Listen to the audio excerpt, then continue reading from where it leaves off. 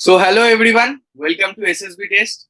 Today we have with us Ashutosh sir who got recommended in his 17th attempt. Yes, दोस्तों 17th attempt. सोचो, perseverance level सोचो, patience level सोचो. So, we will have a basic interview session with Ashutosh sir. He has been preparing for both FCAT and SSB at our platform SSB Test. So, let us start with the question answer. Sir, please, could you give your basic introduction about you, Ashutosh sir or Bhaiya? Thank you, Pritam. Thank you, Pritam, first of all, for having me here. तो मेरा पूरा नाम आशुतोष सिंघल है। मैं बुलंदशहर उत्तर प्रदेश से belong करता हूँ और मैंने 2019 में अपनी इंजीनियरिंग कंप्लीट करी इलेक्ट्रॉनिक्स एंड कम्युनिकेशन में। एंड उसके बाद मैंने जॉब ज्वाइन करा था। एंड मैं एसएसबी अपने 12th लेवल से ही देता आ रहा हूँ। और मैंने 2015 में अपनी जर्नी स्टार्ट करी थी।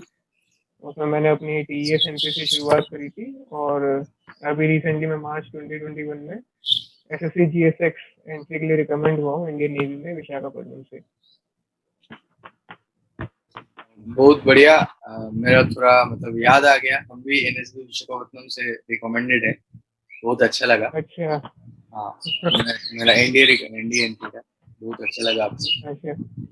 तो सेकंड क्वेश्चन में जाते हैं कि मतलब आप 17 अटेम्प्ट में रिकमेंडेड हुए, ये बहुत ही बड़ा बात है क्योंकि हम बोल रहे हैं मेरा बहुत दोस्त लोग, मेरा जो मेरा मतलब स्कूल मेट्स आप बोल सकते हैं, मेरा कोचिंग मेट्स आप बोल सकते हैं, वो लोग 5-6 अटेम्प्ट के बाद छोड़ दिया। सोचा भाई मेरे से तो नहीं हो पाएगा, मेरे से डिफेंस नहीं है, मैं ऐसे मतलब मेरे एसएसबी क्लियर नहीं कर सकता। सो आप 17 attempt is a very big number, आप खुद ही समझ सकते हैं 17 attempt is very big number. और normally people lose hope after 1 2 और 5 6 maximum 7 attempt. So what keep you going, आपको मोटिवेशन कहाँ से मिला, आपको मतलब इतना जो परसिवरेंस पेशेंस ये सब कहाँ से मिला, और आप जो लोग 5-6 अटेम्प्ट में नहीं हो सकते वो लोग को क्या टिप्स देना सकते हैं, थोड़ा बताइए प्लीज भैया।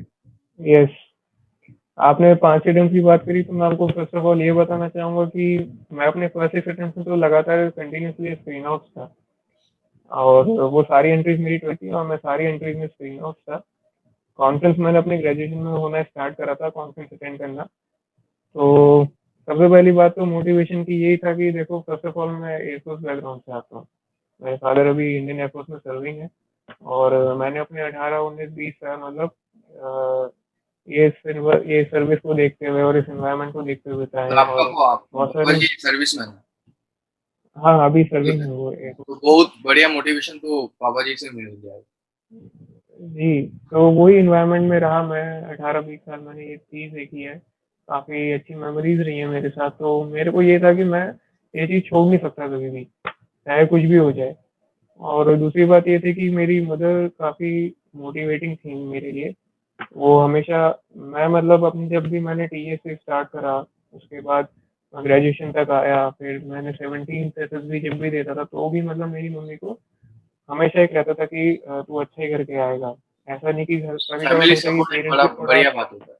तो यस, पेरेंट्स लोग कभी को कभार ये होता है कि समझना चाहिए कि आपका बेटे का जो ड्रीम है वो फुलफिल होना जरूरी है, रेदर देन जरूरी है। कोई दूसरा जगह चला गया ये सबसे।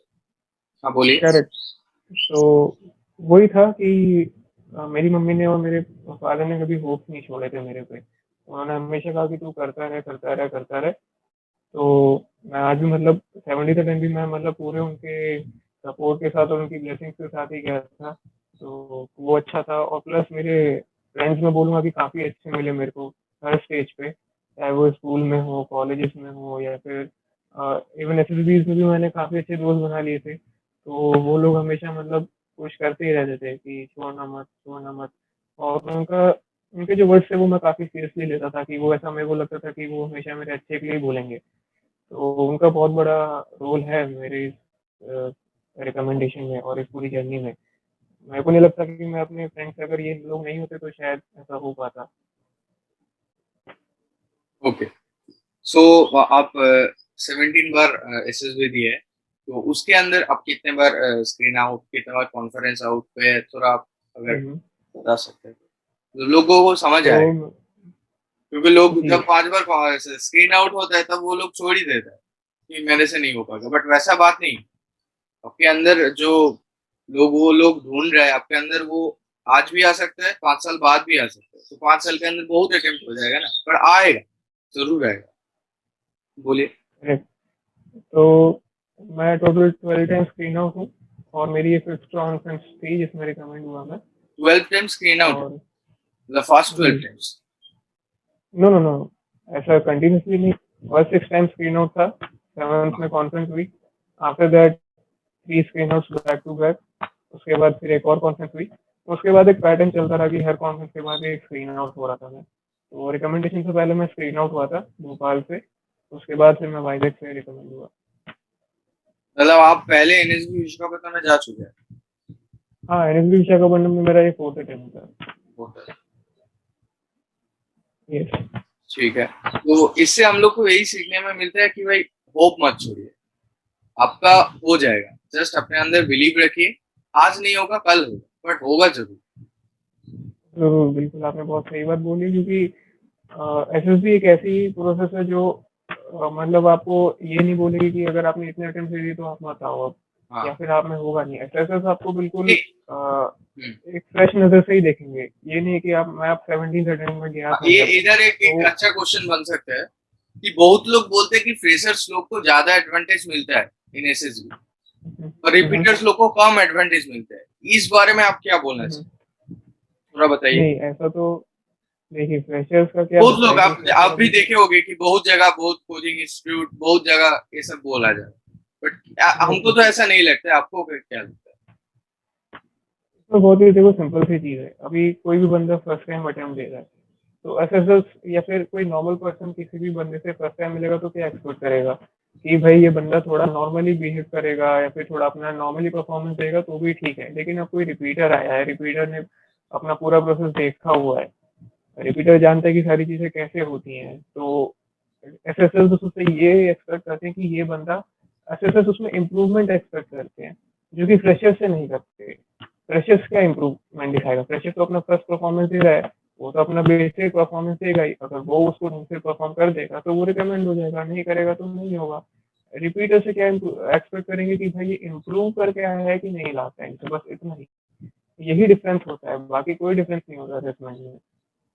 ये आई थिंक मिसकंसेप्शन है काफी। एसएसबी को लेके लोगों के दिमाग में वैसे भी काफी मिसकंसेप्शन है, हाँ क्योंकि हाँ। इसका कहीं पे भी कोई इन्फॉर्मेशन अवेलेबल ही नहीं है। हम्म। हम लोग गाइडेंस ही अप्रोच करते हैं, चाहे वो सीनियर्स हो, चाहे वो एसएसएस हो रिटायर्ड, या फिर रिकमेंडेड कैंडिडेट्स हो। इन लोग के पास ही जाके हम गाइडेंस लेते हैं। तो कोई क्या बोलता है उसको ही हम ले लेते हैं जो बोलता है, तो काफी मिसकंसेप्शन इस तो वजह ये से जो डेवलप हो जाते मिसकॉन्सेप्शन हैं। का बात ये लास्ट में एक हम पूरा अच्छे से डिस्कस कर लेंगे, क्या क्या जी, मिसकॉन्सेप्शन। ठीक है। Next sure. क्वेश्चन में जाते हैं कि आपने सीडीएस इफकैट या डायरेक्ट एंट्री, मतलब किस किस एंट्री से आप एसएसबी गए? ओके, तो मैं सीडीएस मेरा कभी क्लियर नहीं हुआ था। एंड एफकेट मैंने एक बार क्लियर करा था, तो उससे मैं गया था, तो मैं कॉन्फ्रेंस आउट हुआ था देहरादून से। तो यस, मैं आईनेट से एक बार विशाखापट्टनम गया था, एंड दिस टाइम मैं वापस से विशाखापट्टनम गया आईनेट से। दो इस बार रिटन एग्जाम इन लोगों ने कंडक्ट नहीं करा था, इसके बदले उन्होंने ग्रेजुएशन कट ऑफ रखी थी, तो उसके बेसिस पे दूसरी का कॉल लेटर आया था। तो ये था, एक्सेप्ट ऑल दीज 3 अटेम्प्ट सारी एंट्रीज थी मेरी। आप बोल सकते हैं कि 14 अटेम्प्ट मेरे डायरेक्ट एंट्रीज ही थे। 14 आईने डायरेक्ट नेवी एंट्री, बोथ। 3 मतलब आप एफकैट भी क्लियर किए, और जी, मतलब आईनेट आईनेट आईनेट 2 आईनेट 1 एफकैट, यस करेक्ट। जो रिटन एंट्री। ठीक है। Yes yes yes. बहुत ही मतलब ये एक और एक इधर मिसकॉन्सेप्शन। तो आप वही बता रहे थे कि आपने सीडीएस एफकैट या डायरेक्ट एंट्री से कितने बार, मतलब एसएसबी तो 3 तरफ का होता है, एक है डायरेक्ट एंट्री, एक है रिटेन एग्जाम से एंट्री। आप कौन सा कितने बार ये है एसएसबी, ये रिटेन सो एंट्री से कितने बार और डायरेक्ट एंट्री से? सो मैं एफकेट से एक बार अटेम्प्ट दिया है मैंने एसएसबी का। सीडीएस मेरा आज तक क्लियर नहीं हुआ था। एंड एफकेट से मैं कॉन्फ्रेंस आउट हो गया था उस एसएसबी में। एंड उसके बाद मैं आईनेट से अटेम्प्ट दिया था, उसमें भी विशाखापट्टनम से कॉन्फ्रेंस आउट हुआ था। एंड उसके बाद ये मेरा आईनेट अटेम्प्ट ही था, दो इस बार रिटर्न एग्जाम नहीं कंडक्ट करवाया था। बट ऐसा ग्रेजुएशन कोविड के कारण रिटेन एग्जाम कंडक्ट नहीं करोगे? यस, तो उन्होंने ग्रेजुएशन कट ऑफ रखी थी, तो उसके थ्रू मेरा एसएसबी कॉल लेटर आया था and except all these 3 attempts बाकी सारे मेरे डायरेक्ट एंट्रीज़ अटेम्प्ट्स ही थे, आर्मी एंड नेवी बोथ।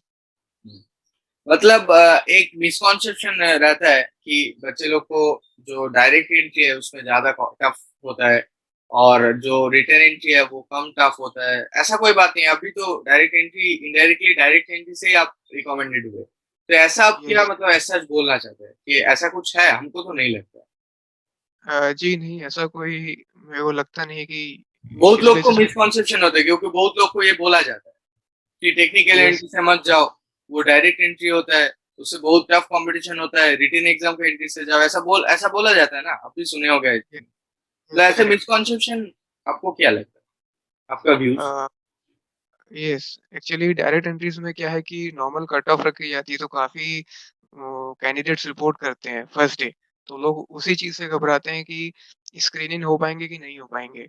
इतनी ज़्यादा भीड़ आई है, हमारा नंबर आएगा कि नहीं आएगा। रिटन एग्ज़ाम में अ, वो आपकी जो इतने सारे कैंडिडेट्स हैं, वो कम हो जाते हैं। तो बस एक यही पॉइंट होता है, लेकिन ऐसा नहीं है कि अगर आप रिटन एग्ज़ाम से जा रहे हैं, तो आपका चांस पक्का क्लियर हो ही जाएगा कि आप स्क्रीनिंग हो जाएँगे। बहुत सारे लोग रिटन एग्ज़ाम से भी स्क्रीन आउट होके आते हैं।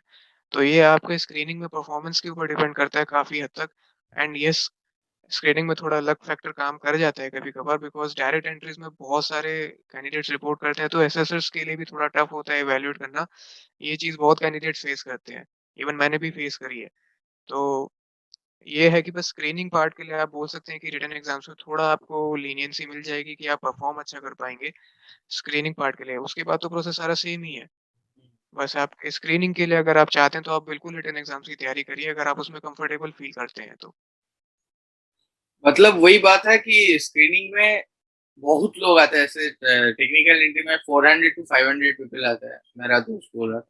तो उसके अंदर सिलेक्ट होता है 27, 28, 30, 50 मैक्सिमम, 50 से ज्यादा नहीं होता है।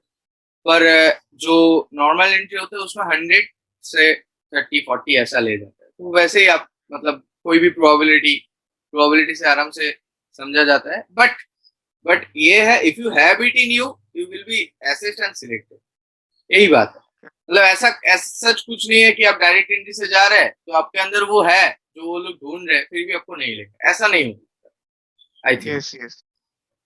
ठीक है, तो नेक्स्ट क्वेश्चन में आते हैं कि आप एसएसबी रिटेन जो एग्जाम आप एफकेट क्लियर किए, यू टोल्ड, अब जो एसएसबी वो आप कहाँ से प्रिपेयर किए, कैसे प्रिपेयर किए, और आप जो जो लोग व्यूअर्स है वो लोग को क्या टिप्स एंड ट्रिक्स देना चाहते हैं regarding the preparation of AFCAT and SSB? Okay, so AFCAT और एसएसबी के लिए मैंने एसएसबी टेस्ट प्लेटफ़ॉर्म पे ही एनरोल करा था। तो वहाँ से मेरे को गाइडेंस मिला तो मैं एफकेट रिटन क्लियर कर पाया एंड बट दो मैं एसएसबी में क्वालीफाई नहीं कर रहा था एंड सेम फॉर एसएसबी मैंने कर्नल प्रदीप वालिया सर के अंडर गाइडेंस ली थी। उन्होंने भी मेरे को काफ़ी वैल्यूएबल इनपुट्स दिए थे। Like for psychology I would say that he said me to improve in TAT basically. My WAT was good. तो वो एक मेरे लिए कॉन्फिडेंस बूस्टर था कि yes at least my some part of the psych is good. So मेरे लिए वो अच्छा जाएगा कि मैं आगे अपने टैट पे बेसिकली ध्यान दूँ। इंटरव्यू के लिए भी मेरे को सर ने गाइडेंस दी थी कि आपको थॉरोली प्रिपरेशन करनी है। अपने इंटरव्यू की। ऐसा नहीं है कि थोड़ा-सा प्रिपेयर करा और जाके दे दिया कि इस बार इंटरव्यू ने ये क्वेश्चन पूछा, तो हम इतना प्रिपेयर कर ले जाएँगे, अगली बार इतना प्रिपेयर कर लेंगे। तो ऐसा नहीं होता है, पूरी थॉरो प्रिपरेशन चाहिए होती है एंड रिगरस इंट्रोस्पेक्शन करना चाहिए इंटरव्यू के लिए बेसिकली। तो मैंने फिर उन सब चीज़ों पे काम करा।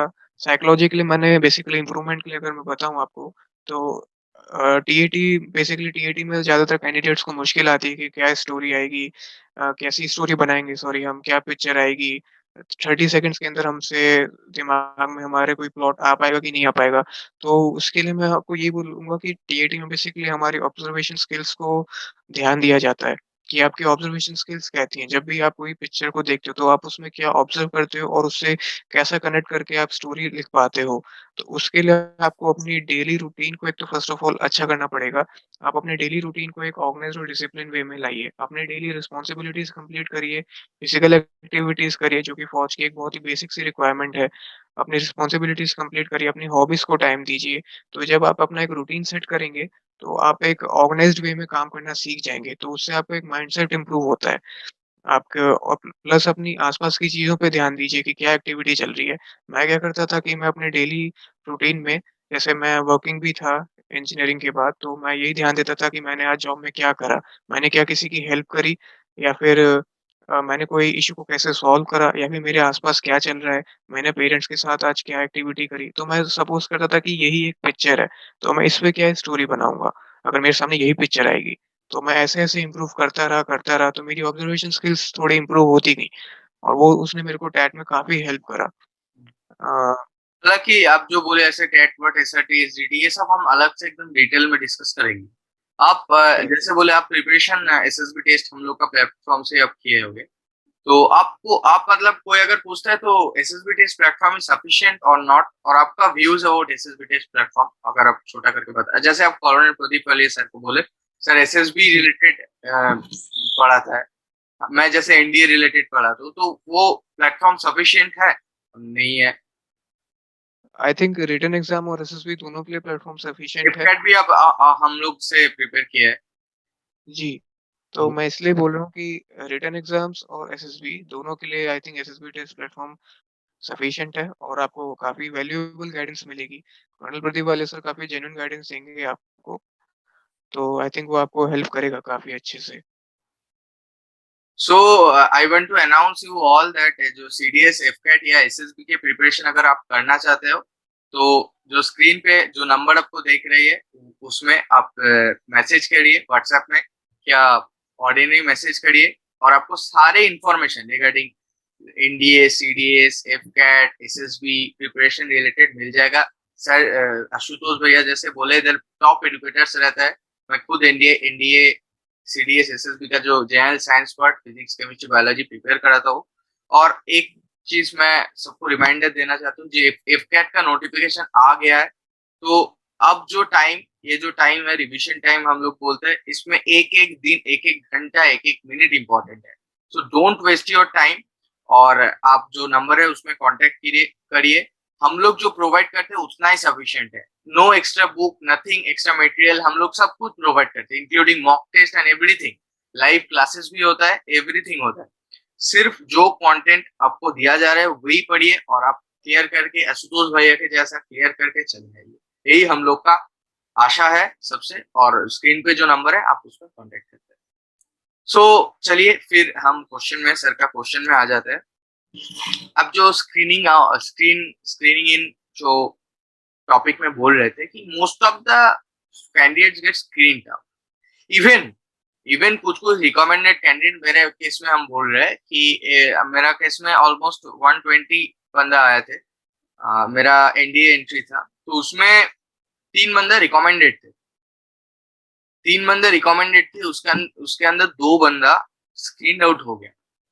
Even recommended candidates coming and get screening out, मतलब ये भी होता है। सो आपको क्या लगता है, इधर सिर्फ लक लक होता है, क्या परफॉर्मेंस भी मैटर करता है, या दोनों ही? और कैसे हम लोग प्रिपरेशन करें? पहले आप ये बता दीजिए कि लक क्या, जो प्रिपरेशन दोनों में डिपेंड करते हैं, फिर separately we will discuss about where and बता ओके, दीजिए। तो स्क्रीनिंग बेसिकली काफ़ी फ़ास्ट प्रोसेस है। वहाँ पे चीज़ें काफ़ी फ़ास्ट होती हैं, और most of the screening rate आपका पीपीडीटी पे ही डिपेंड कर जाता है। तो पीपीडीटी में भी 3 तरह के 3 पार्ट्स हैं, आपका story writing, narration and GD. तो प्रिपरेशन आपकी स्टोरी राइटिंग एंड नरेशन तक काम आ सकती है। लक आपका जीडी फैक्टर में काम आ सकता है कि आपका ग्रुप कैसा मिला है आपको, आप जीडी में पार्टिसिपेट कर पाते हैं कि नहीं? क्योंकि इवैल्यूएशन के लिए तो सब चीज़ें इम्पोर्टेंट हैं। इवैल्यूएशन में आपका स्टोरी राइटिंग भी इवैल्यूएट होती है, आपकी स्टोरी इवैल्यूएट होती है, आप कैसे आप नरेशन देते हैं वो इवैल्यूएट होगा, प्लस आप जीडी में कैसा पार्टिसिपेट कर पाते हैं। अगर आपका फर्स्ट 2 केसेस में अगर आप अच्छे से परफॉर्म नहीं कर पाए, तो आप जीडी में पार्टिसिपेट करके अच्छा परफॉर्म कर सकते हैं। लेकिन अगर आपका ग्रुप कोऑपरेटिव नहीं मिला जाता, तो वहाँ पे थोड़े चांसेस हो जाते हैं कि भई आप नहीं ढंग से बोल पाएँ, तो वहाँ थोड़ा लक फैक्टर काम ऐसा कर भी जाता होता है। है, ये इधर से चिल्ला रहा है, मेरा ग्रुप में अच्छा था, मेरा लक अच्छा था, बट ऐसा भी हम सुने कि मतलब किसका गले का जोर ज्यादा है, ये डिटरमाइन करते हैं कुछ कुछ केस में होता है। ऐसे भी होता होता है है, आपको तो, बिल्कुल। आप तो इतना बार एसएसबी थे, आपको भी पता होगा। तो अब सेपरेटली आ जाते हैं, तो ओआईआर का क्या स्ट्रेटेजी होना चाहिए? हाँ, ये बात है कि जो लोग इंडियन मतलब जो लोग रिटन एग्जाम से आते हैं वो लोग ऑलरेडी इवेल्युएटेड होते हैं, ओआईआर उतना ज्यादा महत्वपूर्ण नहीं होता है। बट टेक्निकल एंट्री में ओआईआर बहुत ज्यादा मायने रखता है, क्योंकि वो लोग पहले इवेल्युएट होके नहीं आए। फर्स्ट वो लोग को जो रिटन वो उधर एसएसबी सेंटर में आके ओआईआर दे, तो ओआईआर वो लोग वो केस में तो बहुत इंपॉर्टेंट है। तो बेसिक ओआईआर स्ट्रेटेजी क्या होना चाहिए? ओएआर बेसिकली आप अपने एप्टीट्यूड पे थोड़ा काम करिए, बेसिक एप्टीट्यूड। ओएआर कोई बहुत टफ रिटन एग्जाम तो होता नहीं है। मोस्टली सभी कैंडिडेट्स अच्छा कर लेते हैं, लेकिन फिर भी कोई-कोई होते हैं जो उसकी इम्पोर्टेंस नहीं समझते। वो सोचते हैं कि ओएआर तो कुछ भी नहीं है, इसका तो इवैल्यूएशन भी स्क्रीनिंग के बाद होता है। इतना ज़्यादा मिसकंसेप्शन रहता है बच्चों को। नहीं नहीं, ये तो तो एकदम गलत। ये पूरी ही गलत बात है। तो आप ओएआर के लिए अपना बेसिक एप्टीट्यूड सही रखिए और रीज़निंग के कुछ क्वेश्चंस करते रहिए ताकि आपको उसमें हेल्प मिल जाए, क्योंकि बहुत बेसिक से क्वेश्चंस होते हैं ओएआर में। वो ज़्यादा टफ पड़ेगा नहीं है किसी भी कैंडिडेट के लिए मोस्टली। मतलब बेसिक, और अगर नहीं मतलब वो भी नहीं होता है, आप ऐसे इफ कैट सीडीएस ये लोग के मैथमेटिक्स में जो बेसिक जनरल क्वेश्चन आता है, जैसे क्यूब एंड डाइस बहुत इंपॉर्टेंट है, क्यूब एंड डाइस बहुत इंपॉर्टेंट है, मेनी क्वेश्चन आता है। फिर match the odd one out, ये सब थोड़ा बेसिक्स। अगर आर एस अग्रवाल का भी एक बुक आता है, मेरा दोस्त लोग प्रिपेयर करता है, तो वो सब बेसिक एप्टीट्यूड अगर नहीं भी मिलता है तो नेट में 1000 वीडियो है, और बिल्कुल, यूट्यूब में 1000 वीडियो है। सिर्फ यूट्यूब में नहीं, ऐसे नेट में भी अगर आप सर्च करते हैं बहुत कंटेंट मिल जाता है। तो अगर पढ़ने का प्रयास ये है तो खुद है। से तो मिल जाएगा। I think correct, OR is not at all a problem. So PPDT में अब हम लोग आते हैं। पीपीडीटी में आप देखे होंगे कि पहले मतलब 3 पार्ट होता है।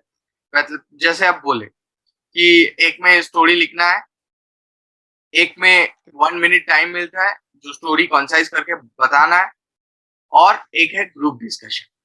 ग्रुप डिस्कशन के बाद एक फाइनल कंक्लूडिंग स्टोरी आता है। तो बहुत लोग बोलते हैं कि आप इनिशिएट कीजिए, एक ग्रुप डिस्कशन इनिशिएट करिए, उससे आपका स्क्रीनिंग श्योर है। बहुत लोग बोलते हैं अगर ग्रुप आपको चुनता है स्टोरी बताने के लिए, उसमें आप स्क्रीन इन है।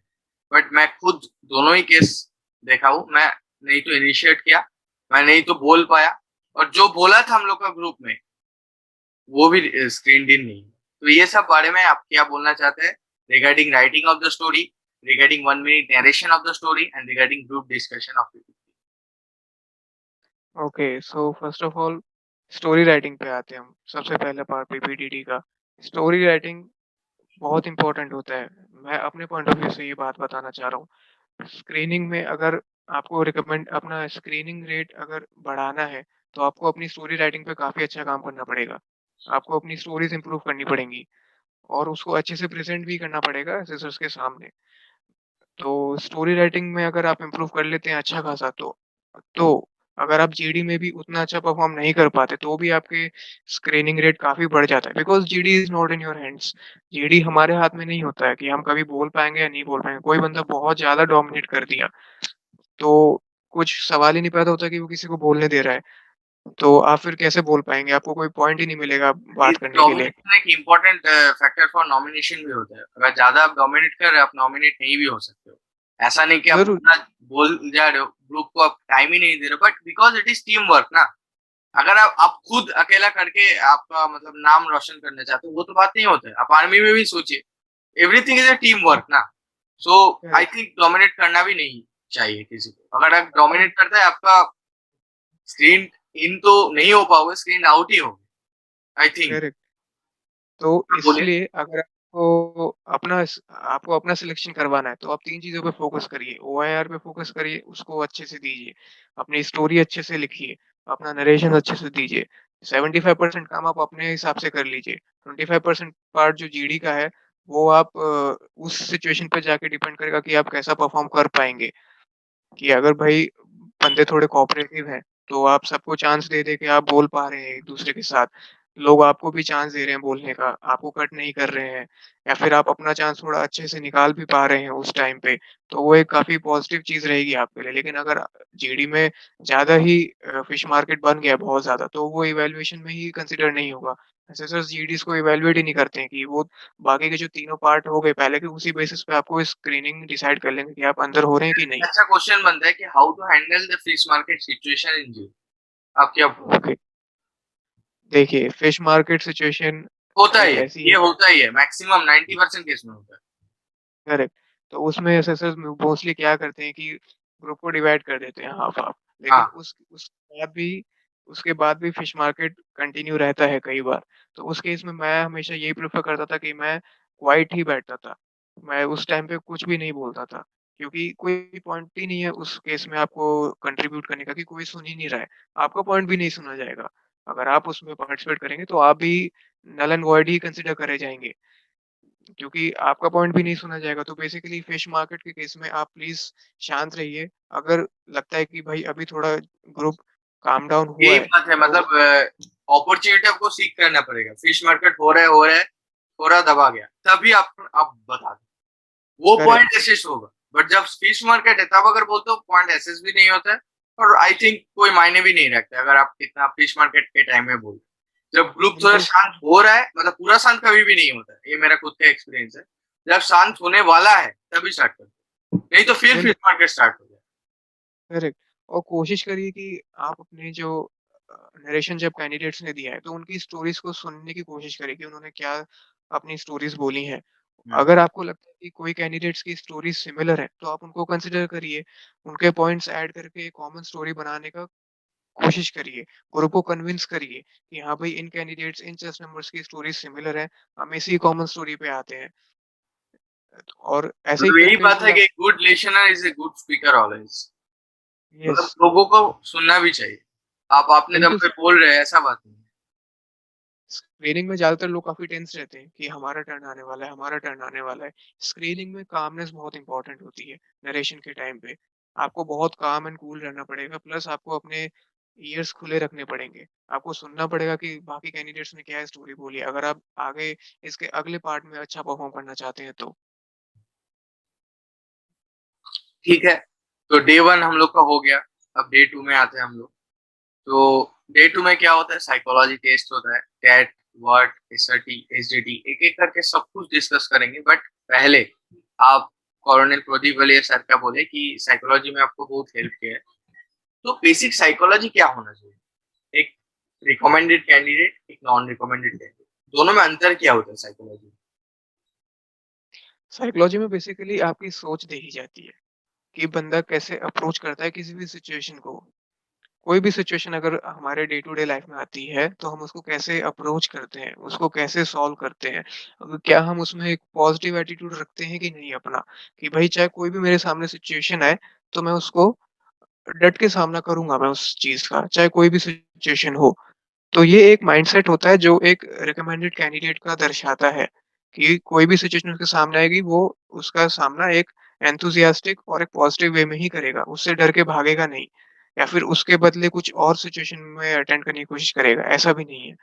उसी सिचुएशन को वो डट के सामना करके क्लियर करेगा। ये एक माइंडसेट होता है एक रिकमेंडेड कैंडिडेट का, या फिर एक नॉर्मल एक रिस्पॉन्सिबल बंदे का हम समझा जाए तो। ये एक साइकोलॉजी होनी चाहिए, मैं जो बोलना चाह रहा हूँ। समझ है। अब एक चीज है कि बहुत लोग टैट में क्या, सब में ही, साइकोलॉजी में सब कुछ में, टैट में स्पेशली बोला जाता है कि पॉजिटिव स्टोरी लिखो, पॉजिटिव स्टोरी लिखो, पॉजिटिव पॉजिटिव। आप देखे भी होंगे, मतलब कोई भी यूट्यूब यूट्यूब जहां भी देखो, पॉजिटिव पॉजिटिव पॉजिटिव, सिर्फ पॉजिटिव। ये आप क्या सोचते हैं, मतलब क्या करना चाहिए? मेन कैरेक्टर, ये भी बोला जाता है कि मेन कैरेक्टर खुद को समझो, मेन कैरेक्टर खुद को समझो। ये थोड़ा पार्टली करेक्ट भी है, ये हम बाद में रियलाइज किए थे। ये सब बोला जाता है कि मतलब ऐसा होना चाहिए, वैसा होना चाहिए।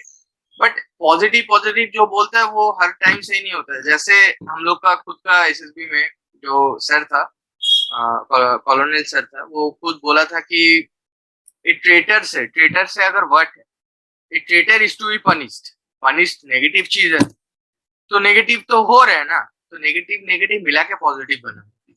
तो सिर्फ नेगेटिव है, पॉजिटिव पॉजिटिव पॉजिटिव ये नहीं। नेगेटिव जहां देना है आपको देना है। देखना है सामने वाला बंदा नेगेटिव, सामने वाला जो वाट, सामने वाला जो टैट नेगेटिव है क्या। अगर नेगेटिव है तो नेगेटिव नेगेटिव पॉजिटिव बना दो। बट हाँ, हर टाइम पॉजिटिव पॉजिटिव नहीं है। इस केस में जैसे traitor is to be punished, punish तो नेगेटिव है ना। तो मतलब ऐसा आप क्या बोलना चाहते हैं रिगार्डिंग टैट? आपका पॉजिटिव स्ट्रेटजी, आपका जो बेसिक अप्रोच क्या था टैट के रिगार्डिंग? पॉज़िटिव जो आई थिंक जो अंडरस्टैंडिंग है पॉज़िटिव से वो काफ़ी लोगों की रॉन्ग चली जाती है। पॉज़िटिव हमको आउटकम देखना है कि पॉज़िटिव हमेशा आउटकम होना चाहिए, ना कि हमारा जो हम काम कर रहे हैं वो। अभी जैसे आपने एग्ज़ाम्पल दिया ट्रेटर शुड बी पनिश्ड। हुँ, अभी ट्रेटर को हम अगर पनिश करते हैं तो उसका आउटकम तो पॉज़िटिव ही आ रहा है। हाँ, वही बात। ट्रेटर तो पनिश अगर नेगेटिव आप ट्रेटर नेगेटिव की पॉज़िटिव आरती बना है। उतारोगे तो बट हाँ, पॉज़िटिव नेगेटिव बनेगा। हम लोग लिख रहे हैं। ऐसा नहीं कि हर यस, टाइम ही पॉज़िटिव। बिल्कुल। ट्रेटर की अगर आप आरती उतारोगे तो वो तो आउटकम तो उसका नेगेटिव चले जाएगा, वो तो अगली बार फिर कुछ गलत काम करेगा। तो अगर ट्रेटर को पनिश करना है तो भी उसका आउटकम एक अच्छा आएगा कि भई अगली बार से ये बंदा कुछ नहीं काम करेगा ऐसा गलत। तो आउटकम उसका पॉज़िटिव हुआ। तो हमेशा आपको आउटकम देखना है कि आउटकम हमारा पॉज़िटिव वे में जाना चाहिए कि नहीं। कोई भी अगर आपके सामने सिचुएशन आती है, हुँ, कोई भी, जैसे हम टैट की बात करते हैं, अगर कोई भी पिक्चर दिखाई जाती है जो कि थोड़ी नेगेटिव है, जैसे कोई डेथ सीन दिखा दिया गया और उसके सामने बैठ के कोई भी उसका रिलेशन में बंदा थोड़ा उदास है या फिर रो रहा है, तो अब वो उससे उस सिचुएशन को हैंडल करके, उससे उभर के, एक रिस्पॉन्सिबल बंदे की तरह बन के, सारी अपनी फैमिली कंडीशंस को हैंडल करके, एक एक अच्छी लाइफ़ अगर लीड करने की कोशिश करता है, तो उसका आउटकम तो कितना देखिए पॉज़िटिव आ रहा है। स्टोरी लेकिन कैसे सिचुएशन स्टोरी नेगेटिव कैसे लिखना है? एक बेसिक बोला जाता है कि पहले पास्ट, प्रेज़ेंट, फ्यूचर तीनों ही होना चाहिए और ये होना भी चाहिए। पास्ट, प्रेज़ेंट, फ्यूचर मतलब पास्ट में क्या हो रहा है, प्रेज़ेंट में आप क्या इनिशिएटिव लिए, इनिशिएटिव के कारण फ्यूचर में जो रिज़ल्ट पॉज़िटिव आउटकम कैसे आए। तो ये आप क्या बोलना चाहते हैं इस बारे में? टैट का स्टोरी का गाइडलाइन कैसा होना चाहिए? चैट की शुरू में आपने जैसे बोला बिल्कुल सही बात कही है कि पास्ट, प्रेज़ेंट एंड फ्यूचर तो लिखना है क्योंकि 3 चीज़ें हमको लिखनी होती है what led to this situation, what is happening and yes. What will be the तो ये चीज़ें मैंडेटरी हैं। हुँ, तो ये चीज़ें आपको तीनों इंक्लूड करनी ही पड़ेंगी। बहुत सारे कैंडिडेट्स क्या करते हैं कि जो हमारा what is going on in the picture है उसको आउटकम में कंसीडर कर लेते हैं। यस। उसको आउटकम देंगे और व्हाट इज़ हैपनिंग को उनको खुद नहीं पता हो रहा कि स्टोरी में चल क्या रहा है। तो ये बिल्कुल ही गलत चला जाता है। आपको ये गाइडलाइन तो एकदम बोलते हैं कि 100% फ़ॉलो करनी ही करनी है। तीनों चीज़ें आपको इंक्लूड करनी ही है। हुँ। आप उसमें किसी न ये मतलब किसी जो पिक्चर है वो फ्यूचर नहीं है, वो पास्ट भी नहीं है, प्रे वो प्रेज़ेंट है। ये ज़्यादा इम्पोर्टेंट है। एसेसर्स ये भी देखता है। बिल्कुल, जो पिक्चर में जब हम बोलते हैं कि what is happening in the picture तो वहाँ जब हमको पिक्चर देखिए तो चल क्या रहा है उसमें, वो आपको प्रेज़ेंट में लिखना है। जो भी आप एक्शंस ले रहे हैं वो आपको प्रेज़ेंट में लिखना है। उसका आउटकम ही तो जाके फिर आपका फ्यूचर बनेगा। तो हमको वैसे अब एक कंसीडर चीज़ है कि करना बहुत लोग हम किसी का नाम नहीं बोलना चाहते। मेरा खुद का जो सेंटर था, हम लोग मतलब ऐसे होता है ना मतलब एसएसबी दे दी उसके बाद आ रहे, दोस्त लोग गल्प कर रहे, कैसे कैसा गया, साइकोलॉजी ऐसा होता है ना? तो एक बंदा बोला हम पूरा पूरा मैंने सब कॉमन स्टोरी से लिख दिया। मतलब वो रट्टा मार के आया था। तो करेक्ट, रट्टा मारने वाला जो बंदा है, उसको अब क्या सजेशन देना होता है? वो बंदे एक्सेप्शनल है। जनरली जो रट्टा मारता है, वो लोग का क्या होता है 4-5 स्टोरी तो लिख देते हैं। उसके बाद जब टाइम प्रेशर आता है, सब कुछ भूला जाता है। कुछ नहीं लिख कर पाता। पूरा ब्लैंक करके चला जाता है, माइंड प्रेशर में। अब वो लोग को मतलब रट्टा आई थिंक मारना नहीं चाहिए। आपका नहीं ये तो कॉन्सेप्ट जो लग रहा है, जो हो रहा है, जो होना चाहिए, आप उस टाइम में अगर आप होते तो क्या कर रहे हो? और वो सिचुएशन क्यों आया? ये आप खुद से सोच के लिखना चाहिए एज़ पर माय थिंकिंग्स। आप क्या सोचते हैं इस बारे में? आपने बिल्कुल सही बात बोली है प्रीतम। बिकॉज़ रट्टा तो कभी भी कहीं भी काम करना मुश्किल है। सो मैं ये कह रहा था कि रट्टा तो कभी भी कहीं पे भी काम नहीं आएगा। एसएसबी में तो बिल्कुल भी काम नहीं आएगा। यहाँ तो आपके प्रेजेंस ऑफ माइंड बहुत इंपॉर्टेंट है। उस टाइम पे आप क्या सोचते हैं वही चीज़ आपके सामने आने वाली है। रट्टा से क्या होगा कि आपने कोई पिक्चर देखी, आपने उस पे स्टोरी बनाई, फिर आपने देखा कि ये पिक्चर थोड़ी-थोड़ी सिमिलर लग रही है। शायद मैं इस पे वो वाला इम्प्लीमेंट कर दूँगा, लेकिन वो उससे मैच होगा ही नहीं। वो हाँ, दिखाना कुछ चाह रहा है साइकोलॉजिस्ट, आपने बना कुछ और दिया है, तो वो हाँ। पूरा क्रॉस मतलब करेगा उसको सीधे। हाँ, इधर एक चीज़ होता है। आप बोलिए, बोलिए। हम बोल रहे हैं, तो आप मैं बोलिए। यही बताना चाह रहा था कि आपको रट्टा तो बिल्कुल भी नहीं मारना है इस चीज़ के लिए, प्लस आपको प्रैक्टिस भी उतनी ज़्यादा नहीं करनी है। मैंने जैसे स्टार्टिंग में बोला था कि अपनी ऑब्जर्वेशन स्किल्स पे ध्यान दीजिए, अपने दिमाग को खोलिए, अपनी सोच को बढ़ाइए कि आप एक पिक्चर उसके साथ क्या अच्छा-सा सोच सकते हैं उसके लिए। उसके लिए अब आपको अपनी लाइफ़ से भी रिलेट करना बहुत इम्पोर्टेंट है। इधर इधर मैं आपको ये पॉइंट ज़रूर ऐड करना चाहूँगा कि अपनी लाइफ़ से रिलेट करना बहुत ज़रूरी। तो मैं यहाँ पे एक इम्पोर्टेंट पॉइंट ये ऐड करना चाहता हूँ कि अपनी स्टोरी को अपनी लाइफ़ से रिलेट करिए, ये बहुत इम्पोर्टेंट चीज़ है। क्योंकि जब भी अगर आप अपनी लाइफ़ से रिलेट कर पाएँगे, तो आप एक अच्छी स्टोरी लिख पाएँगे मैं बोलूँगा। जो भी आप एक्शंस लेंगे वो आप एक फ्लो में लिख पाएँगे। ऐसा नहीं लगेगा कि ये एक्शंस की प्रैक्टिस करी गई है। हुँ। ये एक्शंस ज़बरदस्ती लिखे हुए हैं। ऐसा नहीं होना चाहिए क्योंकि बहुत सारी चीज़ें आपकी स्टोरी से रिफ्लेक्ट करती हैं।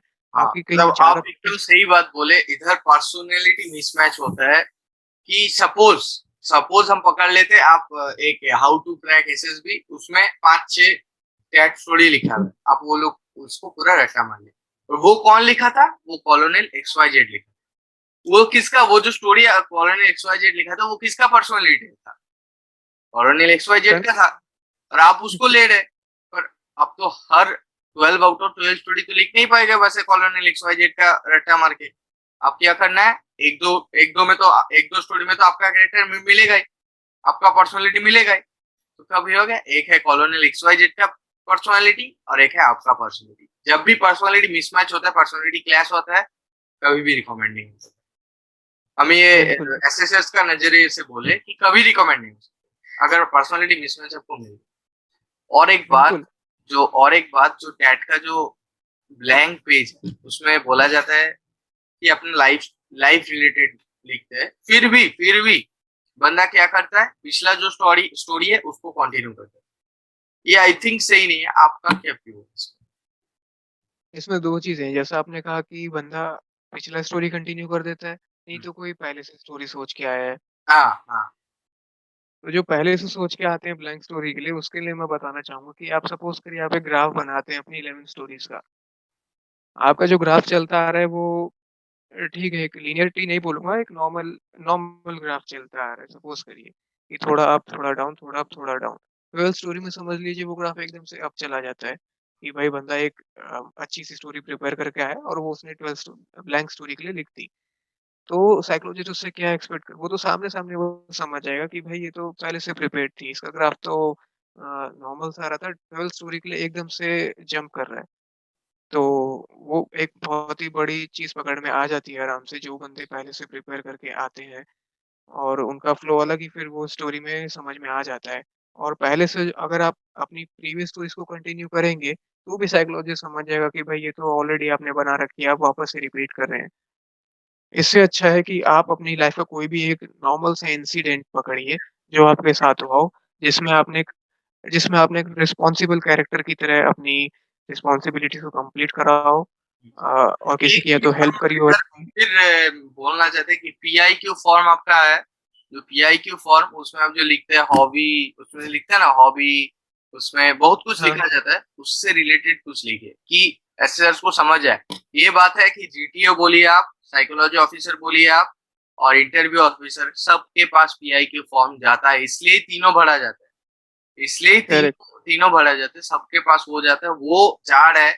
आप आप ऐसा कर दिए कि आपका इकोनॉमिकल बैकग्राउंड वीक है और आप स्टोरी लिख रहे हैं एकदम रिच की तरफ, या आप रिच है इकोनॉमिकल बैकग्राउंड की तरफ स्टोरी लिख रहे हैं, ये पकड़ा जाएगा। आपका लाइफ रिलेटेड लिखिए, यही बात है आई थिंक। ठीक है, तो फिर हम लोग नेक्स्ट में आते हैं। दैट हो गया हम लोग को व्हाट। व्हाट बहुत इंपॉर्टेंट होता है, और मतलब बच्चे लोग कॉन्फ्यूज हो जाते हैं। वो लोग सोचते हैं कि मेक सेंटेंस जैसे हम लोग लिखते हैं ना, बच्चे बच्चे के टाइम में जब नर्सरी के जी, वो लोग सोचते हैं मेक सेंटेंस बनाने हैं। बट ऐसा बात नहीं है, ऐसा कभी भी बात नहीं है। ऐसा भी होता है कुछ कुछ टाइम, जैसे mother, most responsible family member, ऐसे आप लिख सकते हैं। बहुत लोग लिखते हैं mother is the most responsible family member, और उसके लिए दो वर्ड मिस होता है। वो मेक सेंटेंस नहीं है। फर्स्ट ये तो हम लोग को समझना है। और आप क्या एक्स्ट्रा टिप्स देना चाहते हैं वर्ड के? अब डब्ल्यूएटी भी बेसिकली आपका डैड का छोटा भाई मैं बोलूँगा। डब्ल्यूएटी से भी आपके आपके जो रिस्पॉन्सेज़ हैं डब्ल्यूएटीज़ के, उससे आपकी पर्सनैलिटी काफ़ी सामने आती है। बिकॉज़ लोग क्या करते हैं कि डब्ल्यूएटी में फैक्ट्स लिखने लग जाते हैं, प्रीचिंग करने लग जाते हैं। ये सब काम नहीं आएगा, कभी भी काम नहीं आएगा मैं बता रहा हूँ। बिकॉज़ ये सब चीज़ें ऑलरेडी रिटन है। आप उसी को वापस लिख रहे हैं, तो आपका माइंडसेट कैसे पता चलेगा? ये तो आपने वही हुआ कि ये भी आपने रट्टा मार लिया। हाँ, वही रट्टा मार के इधर लोग बहुत बोलते हैं कि भाई 200 वैट रट्टा मार लो, 500 वैट रट्टा मार लो, इनमें से 60 तो वर्ड आ ही जाएँगे, वो हम लिख देंगे वहाँ पे। किसी के लिए वो चीज़ काम कर सकती है, किसी के लिए वो चीज़ काम नहीं करेगी। जिसके लिए काम भी करेगा उसका नॉन रिकमेंडेशन के लिए काम करे, रिकमेंडेशन के लिए काम नहीं करेगा, आई थिंक। आप मैं ऐसा सुनने में आया, मतलब मैंने बहुत लोगों से सुना है, कि लोग ऐसा करके हो जाते हैं रिकमेंड। ठीक है, हो जाते होंगे, मैं नहीं मना करता कि भाई उन्होंने स्टार्टिंग में तो अच्छे रिस्पॉन्सेज़ लिख लिए, उनको रट्टा मार लिया और वही जाके वहाँ पे कॉपी कर दिए।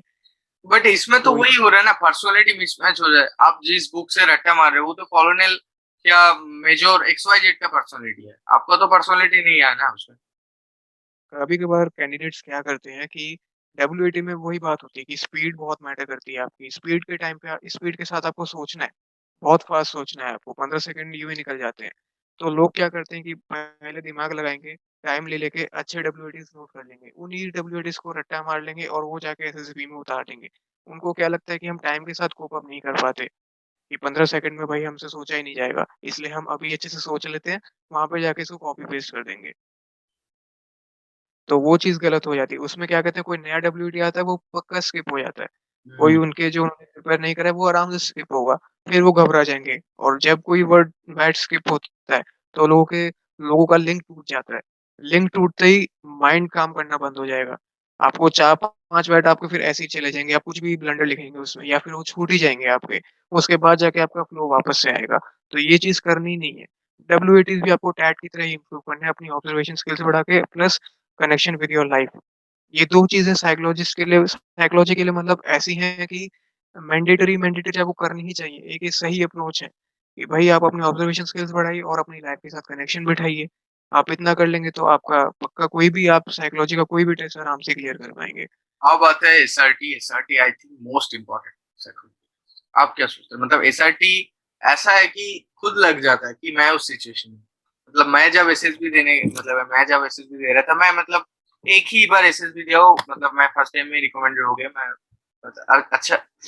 तब जब मैं बिल्कुल। एसएसबी दे रहा था, मतलब जब मुझे लग रहा था कि मैं उस सिचुएशन में हूँ, कि कोई बच्चा ड्रॉन कर रहा है उसमें ही हम क्या करते हैं, ऐसा टाइप का क्वेश्चन रहता है। मतलब खुद को उस सिचुएशन में सोचना चाहिए, आई थिंक। आप क्या सोचते हैं इस बारे में? बिल्कुल, ये आपने बिल्कुल सही बात कही है और एसआरटी में बेसिकली ये देखते हैं कि day to day life situations को आप कैसे डील करते हो।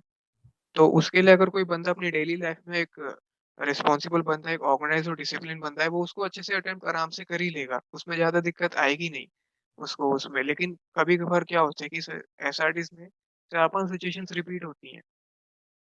इन a similar way, not exactly.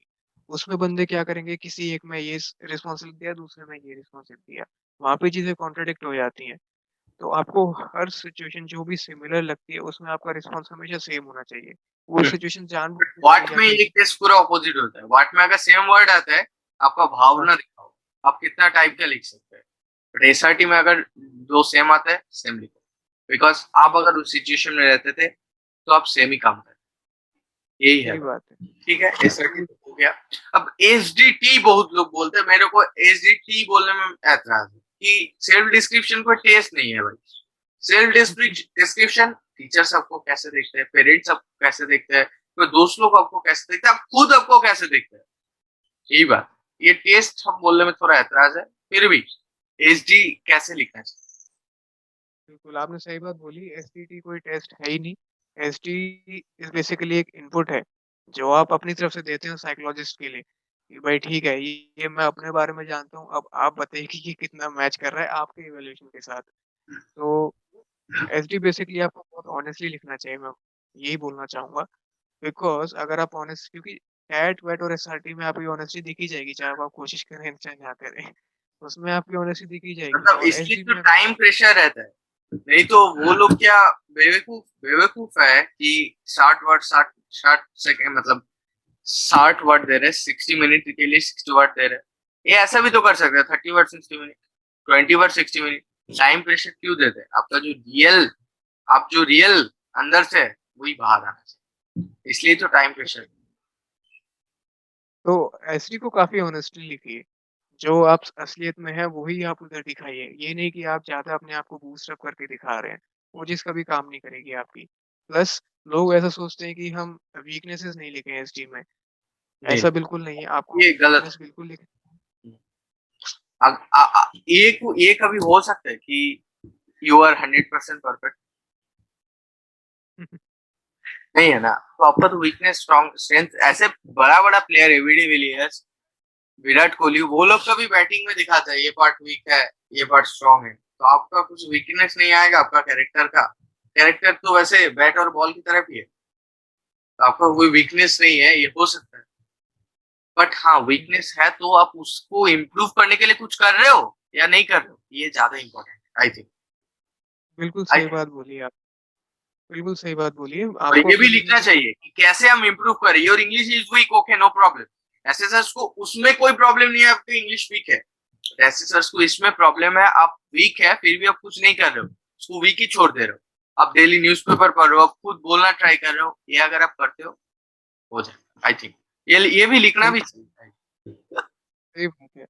ये सब चीज़ें आपको लिखनी चाहिए कि भाई आप अपनी वीकनेसेस पे कैसे काम कर रहे हो। अगर आप टीचर ने आपको कुछ टीचर्स के लिए आपकी कोई वीकनेसेस है, तो क्या आपने उन पे कभी काम करा है क्या? उन पे कब कैसे काम कर रहे हो? सेल्फ के लिए अगर आप अपनी कुछ वीकनेसेस समझते हो, तो उनको आप कैसे इम्प्रूव करने की कोशिश कर रहे हो? तो ये चीज़ें आपकी एसडी में शो होनी चाहिए, हम्म। एक अब ऑनेस्टली। अब डे वन हो गया हम लोग का। डे 2 हाँ, डे टू भी हो गया। हम लोग का डे वन में क्या था, बेसिक जो स्क्रीनिंग डे। डे टू में हम लोग बोलते हैं कि साइकोलॉजी डे।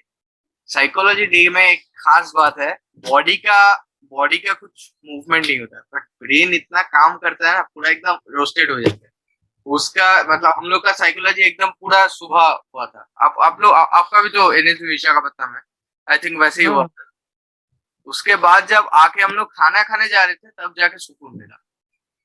यही होता है, मतलब बॉडी का कोई मूवमेंट नहीं होता है, फिर भी माइंड पूरा रोस्ट हो जाता है। तो साइकोलॉजी डे के लिए थोड़ा एक्स्ट्रा प्रिपरेशन लेना, ग्लूकोज पानी अगर है तो पी के जाना, मतलब एकदम माइंड फ्रेश होना चाहिए, क्योंकि माइंड से आप निकल जाए। और फर्स्ट टाइम तो आपको लग रहा होगा, हम तो हाँ, थोड़ा देते आए तो हाँ, आदत सी हो गई। हम लोग को मतलब दिक्कत हुआ था। और अभी हो गया, सही बात। डे वन डे टू हो गया।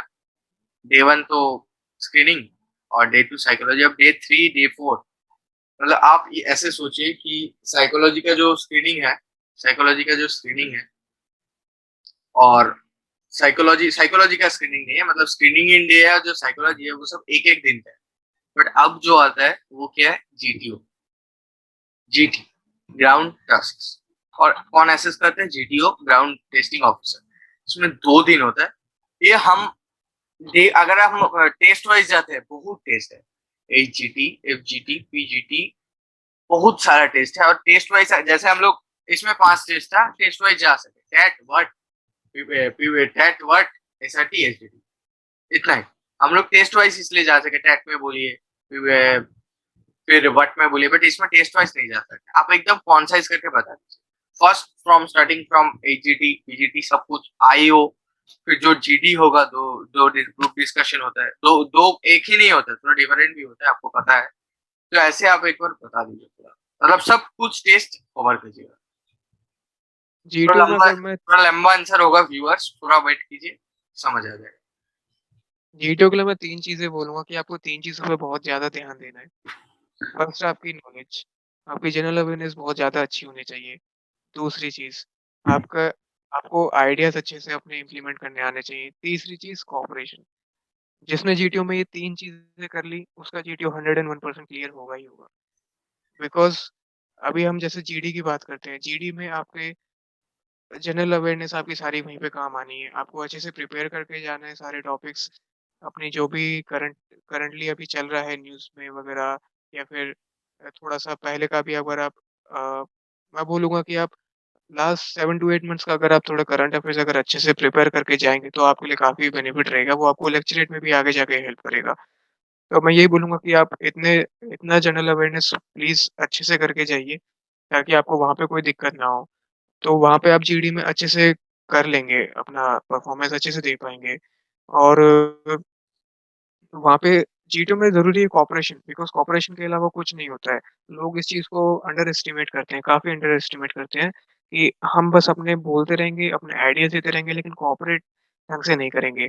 दूसरों को चांस नहीं देंगे या दूसरों को कट करेंगे या ज़्यादा डोमिनेट करने की कोशिश करेंगे, बिकॉज़ ये सारी ग्रुप एक्टिविटीज़ हैं। ग्रुप एक्टिविटीज़ में आप ध्यान दीजिएगा, कभी भी सोली आपके आइडियाज़ काम नहीं करेंगे। आपको कोऑपरेशन आपको एक लीडर के रूप में आगे बढ़ के ले जाएगा। तो अगर आप इसको देखेंगे, पीजीटी में लोगों को काफ़ी दिक्कत होती है। पीजीटी के लिए लोग क्या करते हैं कि जैसे ही ऑब्स्टेकल 1 स्टार्ट होता है, स्टार्टिंग लाइन पे खड़े रहते हैं, तो सब एक आप साथ एक बार ये बता सकते हैं कि कौन सा टेस्ट है एक बार? एकदम तो फिर व्यूअर्स लोग को एकदम समझ आ जाएगा। एकदम हाँ, जीडी मतलब जीटीओ का डे 2 में डिवाइड होता है। तो ये रैंडम होता है। किस सेंटर में आयो आज 5 दिन हो गए, किसी सेंटर में आयो सेकंड दिन में। बट क्या टेस्ट है? एकदम फास्ट तो स्टार्ट होता है ग्रुप डिस्कशन 1, ग्रुप डिस्कशन 2 ऐसे करके आप एक बार बताओ। तो जीडीयू में टोटली बेसिकली 9 टास्क होते हैं। जीडी 1, जीडी 2 ये 1 टास्क हो गया। देन सेकंड टास्क आपका ग्रुप प्लानिंग एक्सरसाइज होती है। थर्ड आपका प्रोग्रेसिव ग्रुप टास्क। फोर्थ आपका ग्रुप ऑब्स्टेकल रेस, उसको स्नेक रेस भी बोलते हैं। फिफ्थ आपका हाफ टास्क। सिक्स्थ आपका लेक्चरेट। सेवंथ आपका individual obstacles. Eighth command task और नाइन्थ आपका फाइनल ग्रुप टास्क। हाँ, तो तो आप एकदम फास्ट से जीडी से स्टार्ट करके थोड़ा थोड़ा जो टिप्स है मतलब ग्रुप डिस्कशन में जैसे पार्टिसिपेट करना चाहिए, फिर ग्रिप जो उसके बाद जो होता है वो जो मैप दिखा के आपको याद है ना उसका ग्रुप नाम क्या है? हाँ ग्रुप प्लानिंग एक्सरसाइज की हाँ बात करें ग्रुप ना। जीपी जीपी जीपी में जो होता है उसमें एक्सप्लेन अगर कर सको, जैसे मैं एक्सप्लेन किया था, हमको अभी भी याद है, ग्रुप हमको नॉमिनेट किया था, उसमें एक बड़ा एडेड एडवांटेज मिल जाता है। हाँ ऐसा नहीं होता बट एडेड एडवांटेज थोड़ा बहुत मिलता है। तो हम्म, वो बात है मतलब सब एक एक करके आप डिस्कस कर दीजिए स्टार्टिंग बिल्कुल। From GD. तो पीढ़ी का जैसे मैं बता रहा था कि आपको अपनी जनरल नॉलेज तो काफ़ी अच्छी रखनी पड़ेगी, तभी आप अपने आप को कंट्रीब्यूट कर पाएँगे। और कोशिश करिए कि आप जीडी में 3rd या 4th मेंबर तक आप अंदर हो जाएँ, मतलब आप बोल पड़ें। ऐसा नहीं है कि आप जीडी में काफ़ी देर तक शांत बैठे हुए हैं, उसके बाद आप इनिशिएट कर रहे हैं, तो वो चीज़ काम नहीं आएगी। उसके बाद आपको ग्रुप दबाने ही लग जाएगा, तो आप कोशिश करिए कि आप 3rd या 4th मेंबर तक आप इन हो जाएँ जीडी में। और कोशिश करिएगा कि भाई जीडी में बेसिकली क्या है कि लोगों को सुनिए, मतलब अच्छे से सुनिए, because listening is very important in every group activity. Listening बहुत ज़रूरी है कि आप लोगों को कैसे सुनते हैं, उनके साथ कैसे मिल-बाँट के चलते हैं। कोई-कोई लोग क्या करते हैं कि लोगों को सुनेंगे नहीं, अपना पॉइंट अपने मतलब जीडी में लोगों को एक थोड़ी वो रहती है, एक्साइटेड रहते हैं कि हमको बोलना है, बोलना है। मैं नहीं बोलूँगा तो मेरा सिलेक्शन नहीं हो पाएगा। तो उस केस में क्या दूसरों को फिर क्या कहते हैं थोड़ा सपरेट सप्रेस करने लग, तो वो वैसी चीज़ नहीं होनी चाहिए आपकी। आपको एक बहुत ही नेचुरली, जैसे हम नॉर्मल अपनी day to day group activities में बिहेव करते हैं, आप अगर वैसे वहाँ पे बिहेव करेंगे तो मतलब आपके जैसे हम लिए वो नॉर्मल दोस्त लोग के साथ डिस्कस कर रहे हैं, जैसा आप और हम डिस्कस कर रहे हैं वैसे ही डिस्कस करना है। बिल्कुल, अगर वहाँ पे जाके आप एक्साइट हो जाओगे या फिर आप रिज़ल्ट का सोचने लगोगे कि इससे मेरा रिज़ल्ट हैम्पर होगा, तो मैं कैसे यहाँ पे बिहेव करूँ? मैं थोड़ा ज़्यादा बोलूँगा तो ही मेरे लिए काम आएगा, ऐसा नहीं होना चाहिए। बिल्कुल नॉर्मली, नेचुरली, जैसे एक नॉर्मल ग्रुप एक्टिविटी में बिहेव करते हैं वैसा करिए और दूसरों को चांसेस दीजिए, दूसरों के पॉइंट सुनिए, उनके साथ कंट्रीब्यूट करके चलिए। अगर आपको कोई लगता है कि ये पॉइंट मतलब अगेंस्ट में है, तो आप बिल्कुल उसको काउंटर कर सकते हैं एक हम्बल वे में। ऐसा नहीं है कि आप बहुत ही टफ लैंग्वेज यूज़ कर रहे हैं, जो कि वो भी सही नहीं है। आपका एक लीडरशिप क्वालिटी दिखना चाहिए, अ, एक हम्बल कैरेक्टर दिखना चाहिए कि भाई ये बंदा ऐसा नहीं है कि गुस्सा हो जा रहा है। अपने आप को कंट्रोल रखिए अपने ऊपर। कोई अगर आपके खिलाफ कोई पॉइंट बोल रहा है, उसको पोलाइटली हैंडल करिए। अगर आप ये सब चीज़ें अपनी डे टू डे लाइफ में भी करेंगे, तो वो ज़्यादा आपके लिए हेल्पफुल होगा। जो बंदे ऐसा करते हैं कि काउंटर करने के लिए एग्रेसिव हो जाते हैं, वो अपनी डेली लाइफ में भी एक 101% चीज ऐसे ही याद बिहेव करते रखना है, this is discussion not debate. Debate नहीं है, डिस्कशन। हैं। बिल्कुल। तो सेकंड में आते हैं जीपी। जीपी के बारे में आप क्या बोलना चाहते ग्रुप लेन एक्सेस के बारे में यही कहूँगा मैं कि आपको जब जीटीओ एक बार नैरेटिव रीड करते हैं, उसके बाद हमें चांस मिलता है नैरेटिव रीड करने का। तो लोगों को काफ़ी टाइम लग जाता है कि उनको जो प्रॉब्लम्स उसमें दी गई हैं, उसको रिलेट करने में, उनको सॉल्व करने में। तो जब भी मैं ये बोलूँगा कि अगर जैसे ही जीटीओ रीड करता है, उस टाइम पे आप अपने दिमाग में सारी प्रॉब्लम्स नोट कर लीजिए कि ये प्रॉब्लम्स हैं। जब आपको नैरेटिव मिलेगा रीड करने के लिए, उस टाइम पे आप अपना प्लान बना लीजिए, सारे रिसोर्सेज़ को देखते हुए अपने मैप में। रिसोर्सेज़ कभी-कभार हिडन भी होते हैं। उसको आप तभी जान पाएँगे जब आपकी जनरल अवेयरनेस एक अच्छे लेवल की होगी।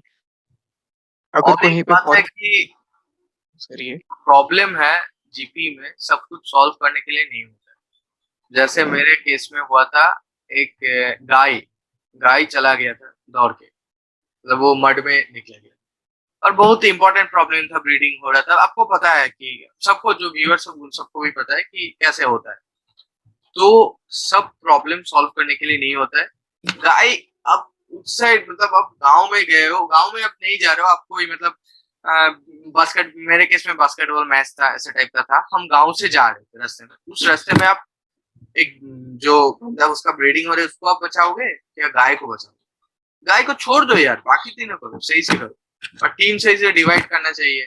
जैसे 12 आदमी है, तीन तीन तीन तीन करके, चार लोग, या चार चार चार करके तीन लोग। आप क्या बोलना चाहिए? यस, तो मैं एक बार अपना पहले का पॉइंट कंप्लीट कर देता हूँ। तो मैं ये बोल रहा था कि हिडन रिसोर्सेज़ को देखना काफ़ी इम्पोर्टेंट होता है जीपी में, वो आपको अपने प्लान को सॉल्व करने में मदद करते हैं। जैसे अगर मैं एग्ज़ाम्पल देता हूँ कि फॉरेस्ट चेक पोस्ट है, तो वहाँ पे आपको जीप वगैरह अवेलेबल होगी। वहाँ पे कोई गार्ड भी आपको अवेलेबल होगा कि अगर आपको कोई इन्फॉर्म करना है किसी को कुछ, तो आपको आपको अपना दिमाग पूरा खुला रखना है।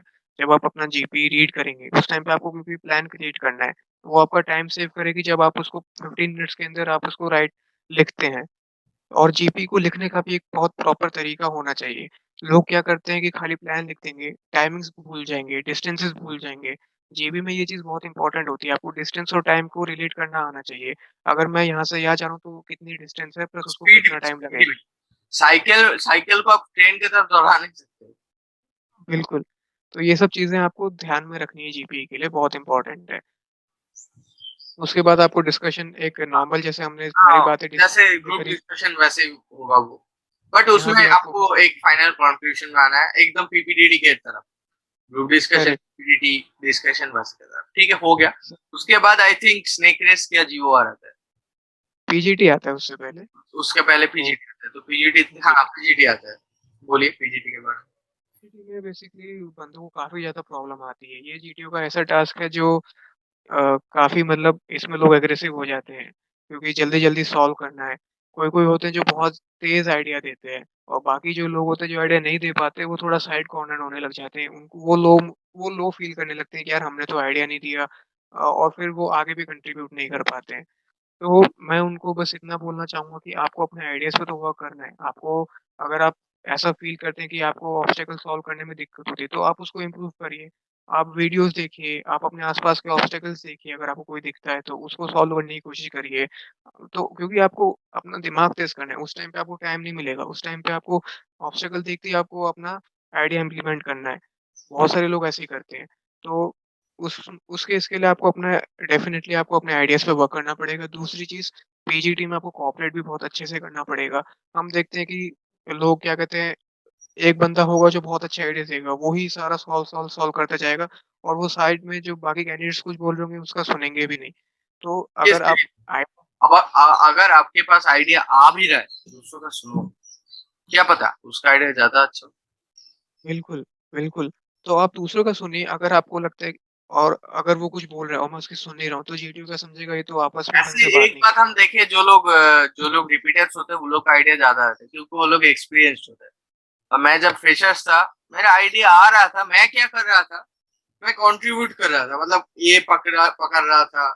लोग हमको दे भी रहे थे, तुम ये पकड़ो, मतलब मैं थोड़ा, मतलब फिट अप, मतलब मैं थोड़ा, मतलब उतना मोटा टाइप का था, तो इसलिए मेरे को सब दे रहा था, मैं सब पकड़ के खड़ा हुआ था। जो लोग आइडिया दे रहे थे उसके बाद पूछ रहे थे कि ऐसे ही है, हम बोले हाँ सही है, चलो ट्राई करते हैं। क्या जो जब क्लैश हो रहा था, ये भी एक आइडिया दे रहे, ये भी एक आइडिया दे रहे, मेरे को जो अच्छा लगा वो हम सपोर्ट कर दे रहे थे, तो ऐसा टाइप। एक ग्रुप में चल अच्छा, एक ग्रुप में चल रहा है। ठीक है, पीजीटी तो हो गया। पीजीटी के बाद आता है हम लोग का, पीजीटी के बाद क्या आता है? ग्रुप ऑब्स्टेकल रेस आता है पीजीटी श्योर, के बाद। उसको स्नेक रेस भी बोला जाता है, क्योंकि जो रोप है उसको बहुत लोग स्नेक के तरफ, मतलब एक साथ सब नहीं, वो बहुत मस्ती होता है उसमें। उसमें मतलब बहुत मजा आता है। हाँ, तो उसके बारे में आप क्या बोलना चाहते हैं? मतलब मैं थोड़ा हेल्दी था, फैट था, मतलब मेरे को लोग खींच के ऊपर कर देते थे। लोग मतलब ग्रुप में बिल्कुल, होना चाहिए। आप क्या? बिल्कुल, बिल्कुल। हाँ, बोलना चाहिए। लंबी-लंबी दीवारें होती हैं, उसमें हाँ, फिर हाँ। ये सब वही। करना पड़ता है। हुँ। तो वही अपने आप को फिज़िकल फ़िटनेस पे तो ध्यान देना पड़ेगा। मैंने कहा था जैसे जब मैं टैट के लिए बता रहा था कि आप अपना रूटीन अच्छा रखिए। उसमें मैंने बोला था आप डेली फिज़िकल एक्टिविटी करिए, थोड़ी रनिंग करिए, थोड़े कैलिस्थेनिक्स पे ध्यान दीजिए, पुशअप्स वगैरह थोड़ा डेली कंटिन्यू करते रहिए। तो आप एक थोड़ा फिट रहेंगे, है ना? भले ही वो चीज़ें आपकी बहुत ज़्यादा रिक्वायर्ड नहीं होती जीटीओ में, लेकिन आपको अपने लिए भी तो थोड़ा करना चाहिए ना, कि मैं भाई फिज़िकली फिट हूँ, तो मैं और अच्छा परफ़ॉर्म करूँगा वहाँ पे। बट मैं ऐसा दूसरों की हेल्प करूँगा। ऐसा मतलब जो व्यूअर्स है ऐसा मत सोचिए कि आप ओबेस है इसलिए आपका रिकमेंडेशन नहीं होगा, ऐसा बात नहीं है। ये भी मतलब वो बिल्कुल, जैसे सही है, ये भी सही है। आपका अगर अंदर वो है जो वो लोग ढूँढ रहे हैं, आपको कोई नहीं रोक सकता है रिकमेंडेशन। ये तो आपकी बात सही है बिल्कुल, लेकिन उसमें कैसा है कि कभी-कभार अगर आप फिज़िकली थोड़ा फिट हैं, तो आप दूसरों की भी हेल्प कर पाएँगे, हाँ, कि हाँ। भाई कोई नहीं चढ़ पा रहा है, तो आप उसको भी हेल्प करेंगे। तो ये सब चीज़ें ना कंट्रीब्यूशन के लिए दिखती हैं कि भाई ये बंदा काफ़ी टीम के लिए हेल्प करता है। तो ग्रुप ऑब्स्टेकल रेस तो यही है, आपकी फिज़िकल फिटनेस प्लस आपका कोऑपरेशन, हुँ। इन और चीज़ों की ज़रूरत है। ग्रुप में रहने का ऐसे, बिल्कुल, लोगों को हेल्प करने में। जैसे हम वॉल में हमको हेल्प किया, जो बड़ा-सा ऐसे ये रहता है ना, रोप रोप करके ऐसे उठना पड़ता है। उसमें हाँ, जब यस, फिर सबको हेल्प कर दी हम। मतलब जहाँ आप कंट्रीब्यूट कर सकते हो कंट्रीब्यूट कीजिए। जहाँ आप लोगों का कंट्रीब्यूशन आपको लगेगा, आप लोगों का हेल्प लीजिए। ऐसा शर्माइए मत कि हाँ, आप थोड़ा फैट है इसलिए लोगों का हेल्प नहीं लेंगे, नीचे रह जाएँगे, ऐसा नहीं। और लोग क्या हाँ, करते हैं और एक बात होता है कि कॉम्पिटिशन आता है कि जीतना भाई हम लोग को है। ऐसा होता है ना? बिल्कुल, बट वो ज़्यादा मैटर नहीं करता है, कौन जीत रहा है। और एक होता है कि एक स्लोगन, जैसे हम लोग का था वंदे मातरम, वंदे यस, सब बोलेगा मातरम, ऐसा एक होना चाहिए। बिल्कुल। वार क्राई, इसको कोई-कोई वार क्राई बोलते हैं। ऐसे जब कोई-कोई वर्ड भी होता है ना, जैसे हुँ, हुँ। वर्ड बॉर्डर्स में, तब भी एक वार क्राई रहता है। वार क्राई बहुत जैसे मैंने इम्पोर्टेंट है, देखा बिकॉज़ ये कि वर्ड नहीं है, ये भी एक कॉम्पिटिशन ही है, तीनों तीनों ग्रुप में। Yes, yes. ठीक है, तो उसके तो बाद हम लोग कहाँ जाएँगे? हम मैं लोग 1 मिनट एक कंप्लीट कर रहा था जीओआर का। हाँ, बोलिए, बोलिए। कोई-कोई क्या करते हैं कि वॉल जो रहती है, बड़ी वॉल, उसके उस पार जाके खड़े हो जाएँगे और वहाँ से फिर चिल्लाना शुरू करेंगे कम ऑन करके भाई आ जाओ कंट्रीब्यूट नहीं करेंगे। तो यस, वो एक चीज़ होती है कि वो आपको कुछ नहीं दिख रहा है कि आप वहाँ पे जाके चिल्ला-चिल्ला के आप मोटिवेट कर रहे हो भले ही कैंडिडेट को, लेकिन उससे कुछ फ़र्क नहीं पड़ेगा जब तक आप उसकी प्रॉपर हेल्प करके उसको चढ़ा के पार नहीं करवा देते हो। तो ये सब चीज़ें जब आप उसमें रहेंगे ऑब्स्टेकल्स पे तो ध्यान देने वाली बातें होती हैं। और प्लीज़ कोई भी जो रेड पार्ट होता है उसको टच हाँ, नहीं करना हाँ। चाहिए, वो चीज़ें नोट करी जाती हैं जीटीओ को बहुत केयरफुली, तो उस पे भी ध्यान देना चाहिए। हम लोग का तो ऐसे फाउल हुआ था इसलिए अलग से एक रेस भी हुआ था। अरे वो तो होता ही है, खड़ा कर देता है वो, हाँ, अरे हाँ। खड़े हो जाओ। एनएस आपका भी तो भेजा हुआ था मैं। उसमें हाँ, एक हाँ। बात हुआ था, हमको बहुत मज़ा आया था। जो हम लोग 3 ग्रुप है ना, तीनों ग्रुप का जो जीडीओ सर था, सबको बोला आप लोग फास्ट है। हम लोग तो बहुत मस्त थे। फिर आके पता चला कि सब ग्रुप को वही बोले, सिर्फ हम लोग को नहीं। ऐसा होता है ना? मतलब बिल्कुल मज़ा वो आता है तो यार। हाँ, एटलीस्ट हम तो बोलते हैं अगर एसएसबी देने जा रहे हो एटलीस्ट 5 दिन मज़ा करके। स्क्रीनिंग इन पे ज़्यादा फोकस करो। क्योंकि अगर हो जाए तो ये भी हो जाएगा। क्या पता हो जाए। ठीक है, तो उसके बाद हम लोग कहाँ आएँगे? उसके बाद हाफ ग्रुप टास्क होता है। हाफ ग्रुप टास्क मतलब पीजीटी के जो ग्रुप है उसको हाफ कर देते हैं, 2 ग्रुप बनाते हैं। आप बोलिए उसमें एक इम्पोर्टेंस होता है, पीजीटी में जो बंदा कंट्रीब्यूट नहीं कर पाए, जीटीओ एचजीटी करता है उसको कंट्रीब्यूट कराने के लिए। तो इसलिए जो लोग उधर कंट्रीब्यूट नहीं करें, ये अपॉर्चुनिटी मिस मत करो। ये अपॉर्चुनिटी यूज़ करो। जीटीओ में बेसिकली क्या होता है कि 2 तरह के इवैल्यूएशन होते हैं। एक तो आपके ये स्पीकिंग वाले टास्क हो जाते हैं जीडी, जीपी एंड लेक्चरेट। बाकी आपके आउटडोर हो जाते हैं, आपका ये जितने भी पीजीटी, एचजीटी। तो लेक्चरेट भी इन दो आउटडोर ही है, लेक्चरेट। मतलब मैंने बोला था स्पीकिंग वाले जो टास्क होते हैं जैसे जीडी, जीपी, लेक्चरेट प्लस ये आउटडोर ये फटाबली वाले जितने होते हैं। तो जीटीओ इन दोनों को इवैल्यूएट करता है कि भाई आप इधर पास हो रहे हैं और आउटडोर में क्या कहते हैं नहीं क्लियर कर पा रहे तो आपका डाउट केस होगा। अगर आप स्पीकिंग वाले टास्क में पास नहीं हो रहे हो, आउटडोर अच्छा है तो आपका फिर डाउट केस रहेगा। तो इससे आपके 4 केसेस बनते हैं। तो आपका मैं यही बोलूँगा कि आपको एचजीटी को वहाँ पे बहुत अच्छे से यूज़ करना चाहिए कि भाई ठीक है, मैंने जीडी, जीबी में अच्छा परफ़ॉर्मेंस दिया, पीजीटी में मैं ढंग से नहीं कर पाया, तो एचजीटी में अगर आपने अच्छा कर दिया, तो हो सकता है आपको आउटडोर टास्क के लिए जीटीओ अच्छा कंसिडर कर ले, तो आपको डाउट केस से वो क्लियर भी कर सकता है, तो आप एचजीटी को वहाँ पे यूज़ अच्छा कर पाएँगे। ठीक है, तो एचजीटी के बारे में बहुत भी। यस, तो एचजीटी बिल्कुल। के बाद आते हैं आई थिंक हम लोग का। हाँ। लेक्चरेट आता है, हाँ, 6th स्टार्ट लेक्चरेट के बारे में क्या बोलना चाहिए? लेक्चरेट में एक लेक्चरेट होता है कि 1 मिनट टाइम मिलता है। एक बंदा है, मतलब जो फर्स्ट बंदा है उसको भी अलग से टाइम दे दो, वो टाइम सही से यूज करना है। बिल्कुल, बोलिए और आपको। जो 3 मिनट का प्रिपरेशन का टाइम होता है, उसमें आधे बंदे यही चीज़ में टाइम लगा देते हैं कि कौन-सा टॉपिक सेलेक्ट करें। टॉपिक आपको रीड करते टाइम ही सिलेक्ट कर लेना है 10 सेकंड्स के अंदर, ज़्यादा उसमें सोचना नहीं है और उसके बाद अपना प्लॉट तैयार करते रहिए कि आप क्या बोलने जा रहे हैं।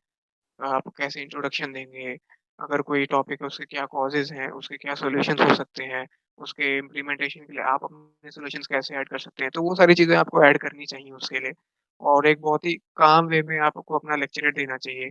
और खुद कभी-कभार क्या होता है कि अल कोई कैंडिडेट्स ज़्यादा एक्सीड कर देते हैं time limit. GTO 2 and half पे रिंग बजा देंगे, लेकिन फिर भी कंक्लूड नहीं करेंगे।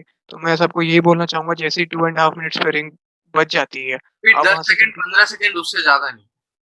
मैक्स। बिल्कुल, 2 एंड हाफ मिनट्स के बाद ज़्यादा टाइम मत लीजिए बिकॉज़ 30 सेकंड्स अगर आप 3 मिनट से अगर 10-15 सेकंड कम भी बोलेंगे तो कोई फ़र्क नहीं पड़ेगा। तो जैसे ही 2 एंड हाफ के बाद रिंग बजती है, फटाफट कंक्लूड करिए। आप जहाँ पे भी हैं, फिनिश ऑफ करके तुरंत कंक्लूड करिए। अगर आप अपना पूरा टॉपिक नहीं कंप्लीट कर पा रहे हैं, तो भी मैं यही बोलना चाहूँगा। बिकॉज़ कंक्लूड करने से आपका एक पूरा जो लेक्चर है वो एक अच्छे से कंप्लीट हो पाएगा।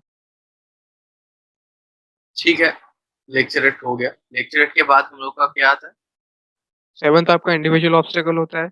इंडिविजुअल ऑब्स्टेकल्स में बारे में। इसमें फिटनेस आ जाता है, बट ऐसा नहीं है बिल्कुल, हम मतलब मैं 10 के अंदर 7 कर दिए थे। तो ओके। अगर आपके अंदर वो जील आ जाता है ना, हाँ करना है तो हो जाएगा। बोलिए। इंडिविजुअल ऑब्स्टेकल्स बेसिकली यही बताते हैं कि आपको अकेडमी में इससे ज़्यादा ही टफ ऑब्स्टेकल्स मिलेंगे। तो आप भाई ये देख लो कि यहाँ पे ऐसे हैं तो अकेडमी में कैसे मिलेंगे। तो उस हिसाब से आप अपनी फिज़िकल फ़िटनेस रखिए और अच्छे से ऑब्स्टेकल करिए। भले ही उसकी ज़्यादा इंडिविजुअल ऑब्स्टेकल्स का ज़्यादा इम्पोर्टेंस होता नहीं बिकॉज़ वो टोटली फिज़िकल होता है। जीटीओज़ भी यही बोलते हैं कि आप उसको आराम से प्लीज़ हैंडल करिएगा। चोट-वोट ना लग जाए किसी को, तो वही। तो अपनी फिज़िकल फ़िटनेस अच्छी रखिए और ध्यान से ऑब्स्टेकल्स को क्लियर करेंगे तो वो ईज़िली हो जाते हैं इंडिविजुअल ऑब्स्टेकल्स। 8-9 ऑब्स्टेकल्स करने में भी is a very good number. ज़्यादा उसके लिए परेशान होने की ज़रूरत नहीं है। लोग बहुत इसको भी सोचने ऐसे लगे भी हम देखे कि एक बंदा एयरफोर्स के एएफएसबी में, कि जो ऐसे रहता है ना, मतलब टायर, वो हाँ, थोड़ा टायर रहता है। टायर के अंदर फंस गया और पूरा टाइम ऐसे ऐसे करते करते खत्म हो गया, फिर भी वो बंदे रिकमेंड हो गए क्योंकि बिल्कुल। ट्राई कर रहा था। तो आप 5 ऑब्स्टेकल कर रहे हो, 3 ऑब्स्टेकल कर रहे हो, 2 ऑब्स्टेकल कर रहे हो, आप ट्राई कर रहे हो, ऐसे सर सीए देखता है। बिल्कुल और ख़ासकर मेरा डरना मेरा भी मेरा केस में एनएसबी को मैं एक बंदा 17 किया था, 17 10 करके 7 रिपीट किया था, फिर भी वो बंदा रिकमेंडेड वही नहीं। ये ठीक। बोला था कि इंडिविजुअल ऑब्स्टेकल्स की कोई बहुत ज़्यादा इम्पोर्टेंस होती नहीं है। उसमें बस ये देखा जाता है कि बंदे का स्टैमिना कैसा है, बंदा डरता तो नहीं है, कोई ऑब्स्टेकल पे आ रहा है तो उससे छोड़ के तो नहीं भाग जा रहा कि मैं तो ये करूँगा ही नहीं। तो ऐसा नहीं होना चाहिए, भले ही आपसे वो नहीं हो, लेकिन आपको ट्राई करना चाहिए। आप एक बार नहीं होगा तो क्या हुआ, दूसरी बार ट्राई करिए। दूसरी बार नहीं होता तो तीसरी अगर बार करिए, टाइम 3 बार रहता करिए। है, अगर टाइम रहता है। तीसरी बार के ज़्यादा ट्राई मत करिए बिकॉज़ फिर आपका टाइम चले जाएगा। तो उसको छोड़ के आप कोई और ऑब्स्टेकल करिए क्योंकि आपने ये भी तो दिखाया कि आपने उसको कई बार ट्राई भी करा है, भले ही वो नहीं हुआ है। ठीक है। तो ये होता है आपका इंडिविजुअल ऑब्स्टेकल्स, उसके बाद आता है आपका कमांड टास्क। हाँ, कमेंट इसका अ, बोलिए। कमांड टास्क काफ़ी इम्पोर्टेंट टास्क होता है मेरे हिसाब से तो मैं तो यही समझता हूँ आपका सब जानते हैं, ये बात आजकल सब जानते हैं कि भाई आपका पूरा जीटीए का जो परफॉर्मेंस है, वो आपका काफ़ी लोगों को कमांड टास्क के ऑब्स्टेकल से ही समझ आता है कि भाई हमारा कैसा रहा है। या हमको ईज़ी कमांड टास्क मिला है कि थोड़ा टफ कमांड टास्क मिला है कि भाई जीटीओ ने हमको अगर टफ कमांड टास्क दिया है तो वो चाहता है कि हमको सिलेक्ट कर ले। ये बात मेरे को लगता है पार्टली ठीक ही है कि आप जीटीओ की तरफ से उससे शायद इन हो जाएँगे अगर आपको ठीक-ठाक कमांड टास्क दिया गया है तो। मेरे को ऐसा लगता है। लेकिन ये बात आप पूरी तरह से सही नहीं सोच सकते कि भाई कोई बंदे को एकदम हल्का-सा कमांड टास्क मिला तो वो रिकमेंड होगा ही नहीं। क्योंकि बाकी 2 टेक्निक्स भी आपको ध्यान देनी है कि साइकोलॉजी कैसा रहा है, इंटरव्यू कैसा रहा है उस बंदे का। कोई-कोई लोग समझते हैं यार इसका तो होगा ही नहीं, ये तो जीटीओ में ज़्यादा कुछ परफ़ॉर्म ही नहीं करा, वो बंदा भी रिकमेंड हो जाता है जा-जा के। तो हुँ। आपको ये भी ध्यान देना है, आप किसी को इवैल्यूएट नहीं कर सकते वहाँ पे, तो किसी का परफ़ॉर्मेंस पे ज़्यादा ध्यान मत दीजिए कि कोई कैसा कर रहा है, अपने पे ध्यान दीजिए सिर्फ़। तो कमांड टास्क में बेसिकली आपको वही आइडियाज़ तो आपके वैसे ही इम्प्रूव होंगे, जैसा मैंने बताया था, प्रैक्टिस कर के, वही आपको कमांड टास्क में भी जाके इम्प्लीमेंट करना है। प्लस एक कमांडर की तरह नहीं, आपको ये इसमें शो हम करना देखते है हैं कि कि जो लोग रिपीटर्स होते हैं वो लोग का एक एक्स्ट्रा एज आता है। क्योंकि जो फ्रेशर्स है वो नया-नया स्ट्रक्चर्स देख रहे हैं, रिपीटर्स ये लोग स्ट्रक्चर देख के रखे हैं। इसमें थोड़ा एक्स्ट्रा एज मिलता है बट ऐसा कुछ एज़ सच बहुत कुछ ज़्यादा नहीं। बहुत और ज़्यादा जीटीओ कुछ को भी नहीं तो वो पता है ना, जीटीओ को भी तो वो बिल पता है। ये बंदा फ्रेशर बिल्कुल। है, ये बंदा और ये आजकल तो फ्रेशर्स भी कोई-कोई थोड़ा किसी से गाइडेंस वगैरह अगर लेके आते हैं, तो वो हाँ, भी हाँ, थोड़ा वो अवेयर तो और एकेडमी-वैकेडमी में पढ़ते हैं तो बेसिक आ जाता है। मैं जैसे एकदम सेल्फ प्रिपरेशन किया था, मेरे को उतना आइडिया नहीं। मेरा जीटीओ उतना अच्छा, अच्छा नहीं गया था बट मेरा इंटरव्यू और साइकोलॉजी के कारण और जीटीओ में जो स्पीकिंग था, लेक्चरेट, जीडी, जीडी 1, जीडी 2 फिर जीपी वो सब अच्छा गया था। बट इस साइड इंडिविजुअल में अब हम तो बोले 7 हमको 7 कर पाए थे और एक जीडी, बीजीडी सब जो जीडी स्नेक रेस में भी तो हम बोले थोड़ा मतलब दिक्कत हुआ था, थोड़ा वेट था इसलिए लोगों को कैरी किया और अच्छा। बाकी ट्राई किए थे पर हम कभी मतलब छोड़ नहीं दिए थे, ये नहीं होगा, नहीं होगा नहीं, मतलब ट्राई करेंगे, फिर जो होगा होगा।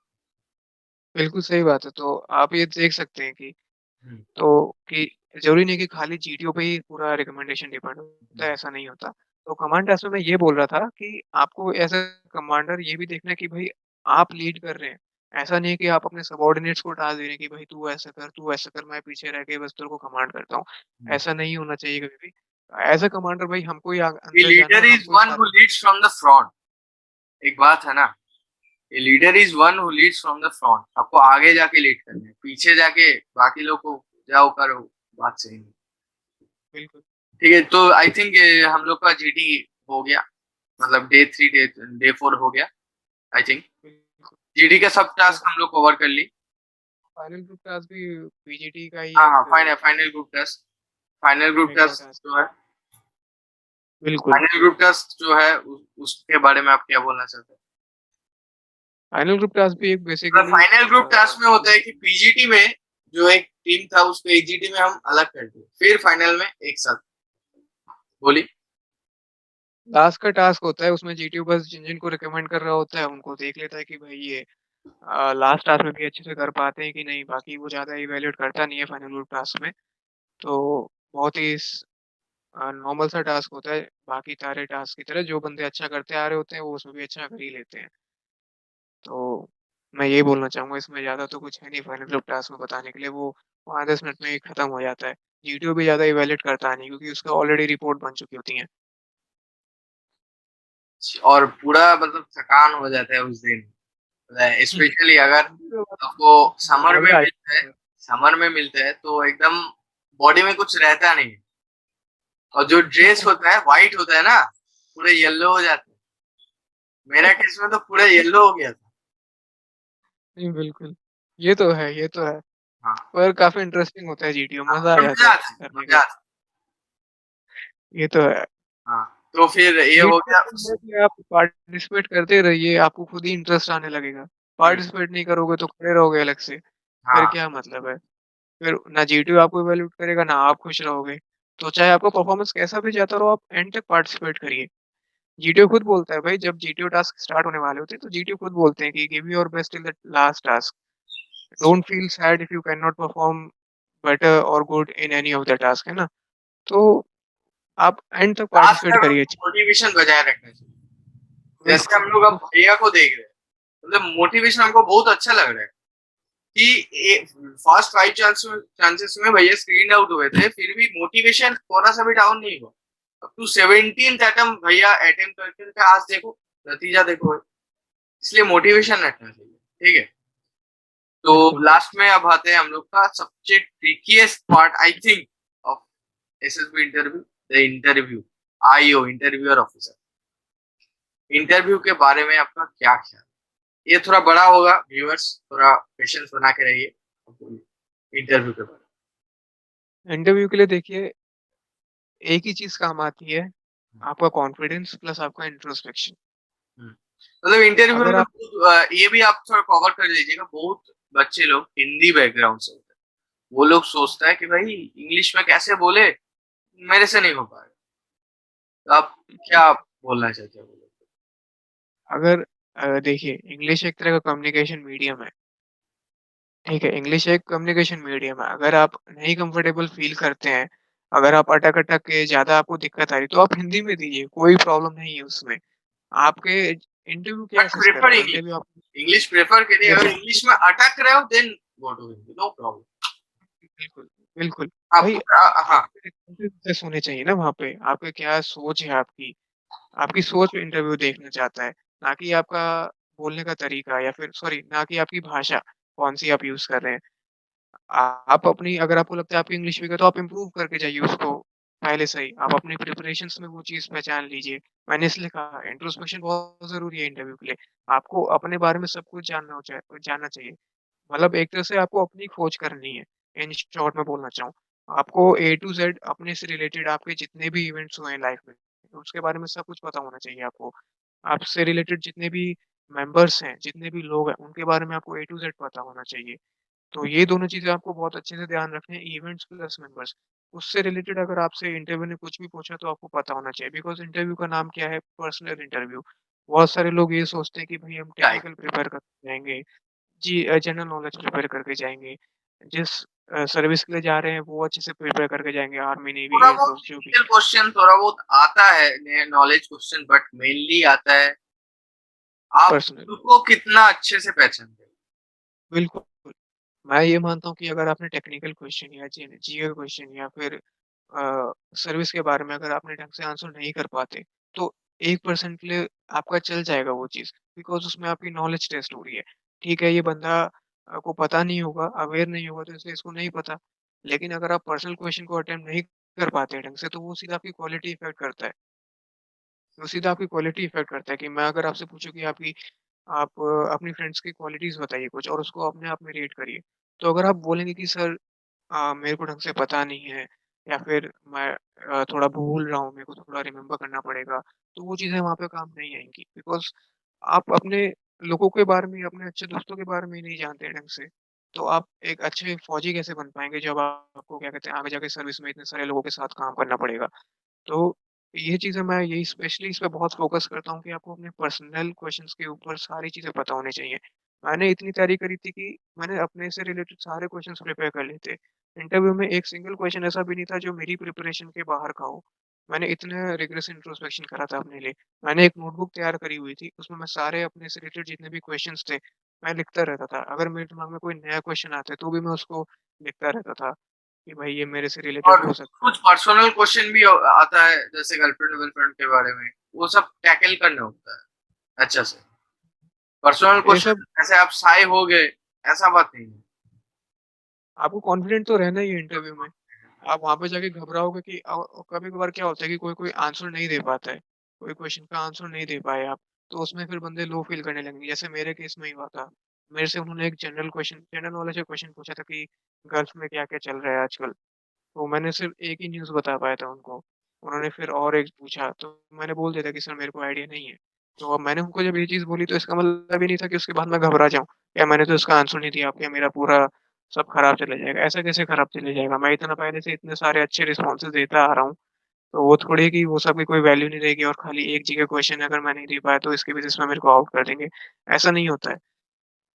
ये सब क्वेश्चन्स सिर्फ़ आपकी नॉलेज टेस्ट करते हैं, बाकी कुछ नहीं। लेकिन पर्सनल क्वेश्चन्स आपकी पर्सनैलिटी टेस्ट करते हैं।